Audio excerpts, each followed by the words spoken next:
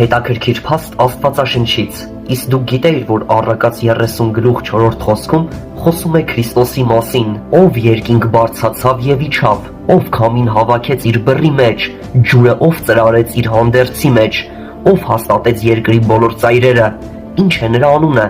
եւ նրա որդու անունը, եթե գիտես, ասա, այս խոսքը հիշեցնում է մարդկանց, որ Աստված է ամենակառավարիչը, նա է Տերը երկնքի եւ երկրի, բայց ուշադրություն դարձրեք վերջին հարցին, ինչ է նրա որդու անունը, հուշում է մի մեծ ճշմարտության մասին, հենց այստեղ է մեսիական գաղտնիքը բացվում, Աստված ունի որդի, նրա անունը Հիսուս Քրիստոս է, նա է Աստծու որդին, եւ նա է իջել երկնքից, եւ նա է, ով վերահսկում է ջրերը, քամիները եւ սահմանները, եթե դու գիտես նրա անունը, ուրեմն ճանաչում ես Աստծուն, եթե դեռ չգիտես, այսօր ժամանակն է ճանաչելու, Հիսուս Քրիստոսը Աստծու որդին է, Աստվածաշնչյան այս համարը կարող ենք համեմատել Հովհաննես 3-րդ գլուխ 13 խոսքի հետ, եկեք կարդանք, ոչ ոք երկինք չի բարձրացել, բացի մարդու որդուց, որ իջավ երկնքից եւ որ երկնքում է, այսքանը լավ եղեք Հիսուս Քրիստոսով եղեք,